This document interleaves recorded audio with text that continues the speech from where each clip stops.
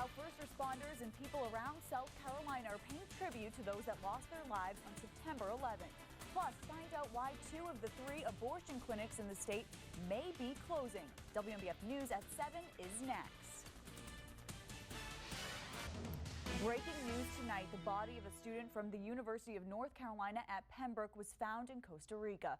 The university was notified by the United States Embassy in Costa Rica today that the body of Dion Green was recovered. Green, who was a junior at UNC Pembroke studying abroad at the National University of Costa Rica in Heredia, was missing since Tuesday. Officials said he went into the ocean and did not resurface. Today marks the 14th anniversary for a day in America we'll never forget. All around the country, places paid tribute in different ways for the many fallen friends, family, and first responders. Connor McHugh is live and joins us from a local candlelit vigil about to get started in North Myrtle Beach. Connor.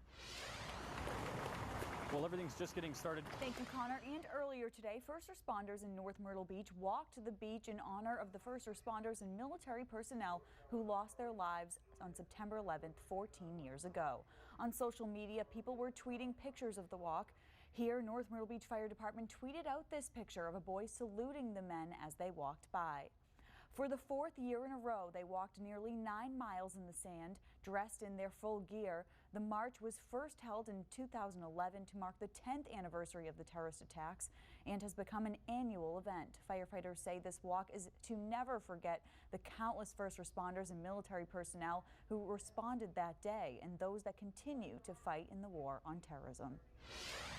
In Charleston, people were remembering those that were lost in the September 11th attacks. Rescue workers walked along the Ravenel Bridge. Hundreds of firefighters walked across the bridge this morning to honor those in the September 11th terrorist attacks. 343 firefighters wore special tokens, a picture of one of the 343 fallen New York firefighters. Firefighters traveled across the country for the silent walk and wore full gear totaling as much as 60 pounds. Family and friends also joined in on the Day of Remembrance. Let's go to First Alert meteorologist Jamie Arnold to find out what weather we can expect for tonight. A lane was closed on 17 bypass after a car was found inside of a pond.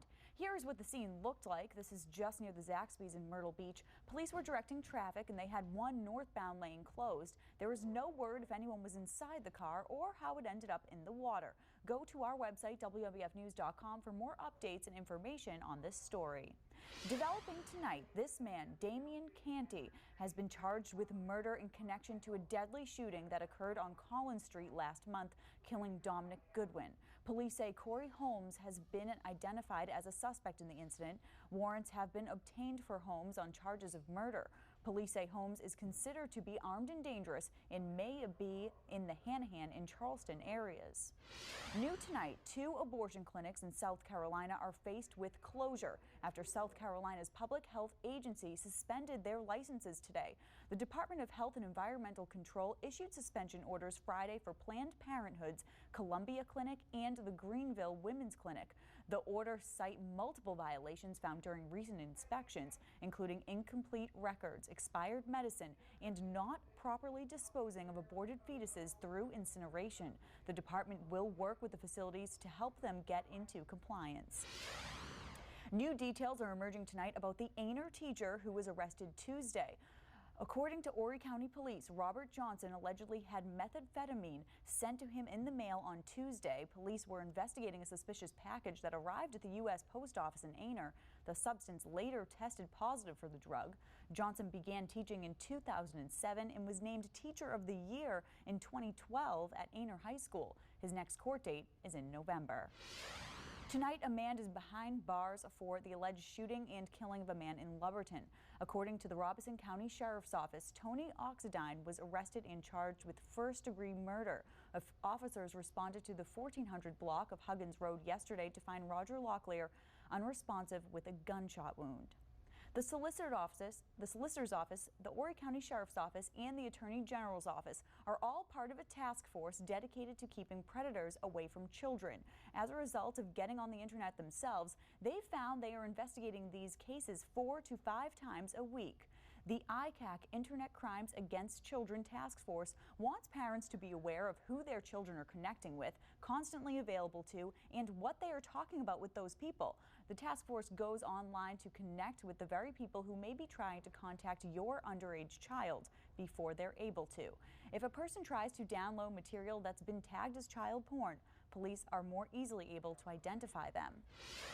Former North Charleston police officer Michael Slager is still in jail tonight, awaiting word of whether or not he'll be receiving bond. And the judge in the trial is awaiting Slager's attorneys when they'll be ready to take this case to trial. Will Whitson explains. Lots of 2016 presidential action is coming to the Palmetto State, from Ben Carson to Donald Trump, when we can expect the White House's hopefuls in South Carolina. Anything can happen. A North Carolina Central University student from Columbia has died. Hazaki McCoy was a freshman who was majoring in criminal justice and graduated from C.A. Johnson High School. The university says McCoy was involved in multiple activities and groups on campus. The cause behind his death has not been released. Things are back to normal after a bomb threat evacuated a local high school this morning. Officials say a threat was made to Timberland High School around 11:30 this morning.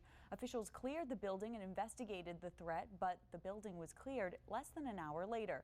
Students and staff returned to class around 12:20. Police are now investigating where the threat came from. This weekend, a Republican presidential candidate will be in South Carolina. Dr. Ben Carson is scheduled to visit Aiken tomorrow to address the Aiken Republican Club luncheon meeting at the Newberry Hall. He will also be doing a meet and greet at the Aiken's Make and Craft event in historic downtown Aiken. Also coming to South Carolina, Republican presidential candidate Donald Trump.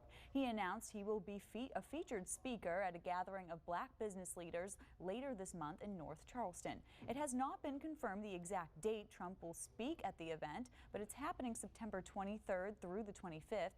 Trump will also be in the town hall later this month. The presidential candidate will participate in one of Senator Tim Scott's presidential town halls in Columbia on September 23rd. That will be held at the Coger Center. Trump leads early polls of Republican primary voters here in South Carolina and nationally. A South Carolina lawmaker says he will pre-file a bill requiring movie theaters, sporting areas, and concert venues to install and operate metal detectors. State Representative Wendell Gilliard's bill will require walk-through metal detectors in movie theaters, at collegiate and non-collegiate sporting arenas, and concert venues. Gilliard plans to meet the members of the National Association of Theater Owners as well as local theater personnel to discuss the issue. One local hotspot along the inlet is paying tribute to those local heroes across the area, where you can thank some of our servicemen and women. Flip My Food with Chef Jeff, weekday mornings at 11. North Carolina is getting a new area code next month, but customers will see some changes beginning next week. The new area code 854 will overlap the existing 843 area code used in the eastern third of the state. The new area code is needed because there are not enough phone numbers left with just one area code because of rapid coastal growth. While the 854 area code does not take effect until October 19th, it will mean changes for the phone customers beginning next week. A Simpsonville officer has been fired after body camera footage backed up a fellow officer's complaints about excessive force. Officer Brian Kutra was fired from the department last month after an internal investigation was conducted after several officers filed complaints. The chief says the state law enforcement division has been asked to investigate what's being described as an isolated incident. Kutra has not been charged with the crime. In Charlotte, this weekend will be the memorial services for the 7-year-old boy who was shot and killed last week. Kevin Rodas was shot while at a birthday party while picking up candy from a piñata. 3 others were also hurt, but not seriously injured. No one has been arrested in the shooting. His family will have a private memorial for him tomorrow, followed by public memorial on Sunday. Animal control officers with the Sumter County Sheriff's Office seized 6 dogs Friday from a home after the animals were either found to be malnourished or without proper vaccination records. Around 11 a.m., the animals were taken to the Sumter County Animal Control Center for treatment. During the past few days, the Sheriff's Office had received several notifications via either telephone or calls or social media attempting to alert authorities to the conditions of the animals. Around 11 a.m. this morning, the animals were taken to the Sumter County Animal Control Center for treatment. The 13 University of South Carolina fraternities accused of alcohol violations are now reinstated. What this means for those student organizations. Happening right now, there's a two-vehicle crash in front of a Highway 90 diner. It's a moderate wreck. There are no bad injuries, and Highway 90 is down to one lane. That's all information from a WMBF News crew employee that's on the scene. The University of South Carolina Fraternity Council has reinstated all 13 fraternities accused of alcohol violations in the time leading up to recruitment activities. University spokesperson Wes Hickman says the 13 fraternities went before the Fraternity Council over the weekend. The Fraternity Council is a student leadership organization. As of Friday, all of them were cleared to resume their recruitment activities and offer bids to potential members. Happening right now, Game 3 of the first round of the Carolina League playoffs. The Pelicans are battling Winston-Salem in a do-or-die game. The winner will be advancing to the championship series. And final check of your forecast here this Friday night, maybe getting set to head out. Let's take you into Saturday. Yeah, cold front begins to work its way into the area. That front going to run into all the warmth, all the humidity we've had in place all week long. That keeps a good chance of showers and storms going, especially the second half of the day tomorrow. But the really nice changes arrive as we head into the day Sunday.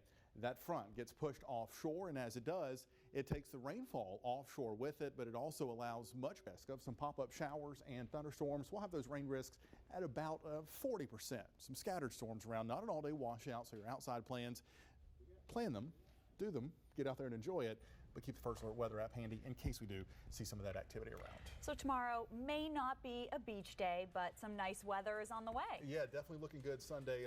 We were talking about the pumpkin spice lattes. That little first little nip in the air, going to feel fantastic by Sunday and Sunday night. So exciting. Yes. Well, we'll be back at 11 for all your live late breaking headlines. Thanks for joining us.